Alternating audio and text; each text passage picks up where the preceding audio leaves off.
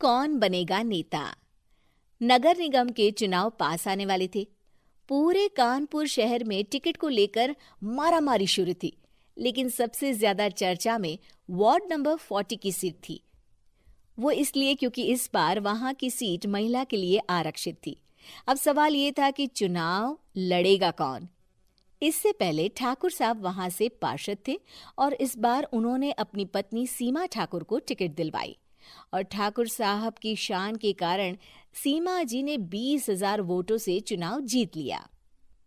अरे बधाई हो सीमा भाभी, अब तो आप वार्ड की पार्षद बन गई हैं। अब तो हमारे काम आप ही करवाएंगी। अरे ये तो सिर्फ नाम की पार्षद बनी है, वो तो महिला सीट आ गई, वरना पार्षद तो मुझे ही बनना था। अब भले ही चेहरा इसका होगा, लेकिन पावर तो मेरी ही होगी। अरे वाह भाई साहब, क्या दिमाग लगाया है आपने भी। आइए आप लोग, खाना लगा दिया है सबके लिए। सीमा जी पार्षद बन चुकी थीं, फिर भी उनकी एक ना चलती। सारे काम ठाकुर साहब खुद ही संभाल लेते और जहां जरूरत पड़ती वहां सीमा जी का अंगूठा लगवा लेते।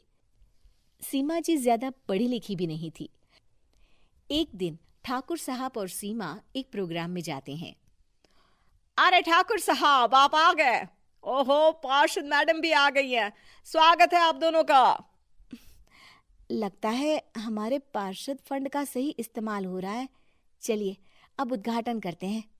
ये लीजिए ठाकुर साहब कैची, आप ही सबसे पहले प्रवेश कीजिए।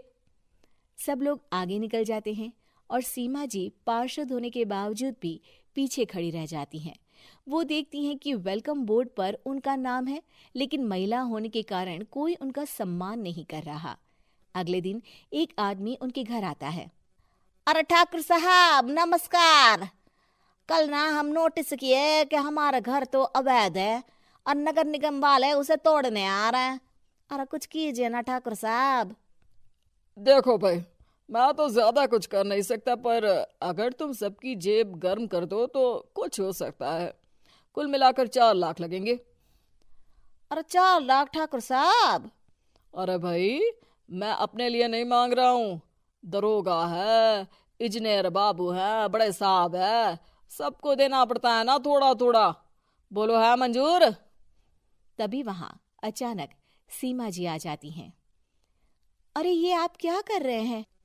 पहले इन्हीं लोगों से तो आपने वोट मांगे, अब इनसे ही पैसे ले रहे हो। अरे चुप रहो तुम, तुम्हारा काम है सिर्फ अंगूठा लगाना, तुम वही किया करो। मुझे दूसरे काम तुम मत सिखाओ, समझी? और तुम ना जाओ, अब पैसे लेकर आओ, वरना जेसीबी किसी भी वक्त आती होगी। सब कुछ ऐसे ही चलते रहता है। एक दिन सीमा जी और ठाकुर साहब को एक लोकल मीटिंग में बुलाया जाता है। वहां पर कई और अधिकारी लोग भी मौजूद रहते हैं। अब मैं चाहूंगा कि ठाकुर साहब हमारे बीच 2 शब्द कहें। मेरे प्यारे भाइयों और बहनों, आज मेरा सौभाग्य है कि मैं आप सबकी सेवा दिन रात कर पा रहा हूं। आपने मेरी पत्नी को भारी मतों से जिताया है, इसलिए मैं आप सभी का शुक्रगुजार हूं। मैं आप सबसे वादा करता हूं कि हमेशा की तरह हमारे वार्ड में किसी को कोई तकलीफ नहीं आने दूंगा। सभी लोग तालियां बजाने लगते हैं। अब मैं माननीय पार्षद मैडम को स्टेज पे बुलाना चाहूंगा। अपने नाम को बुलाया सुनकर सीमा जी एकदम चौंक जाती है। उन्हें बिल्कुल उम्मीद नहीं थी कि इतनी बड़ी जगह उन्हें मंच पर बुलाया जाएगा। जैसे तैसे वो मंच पर चढ़ती हैं।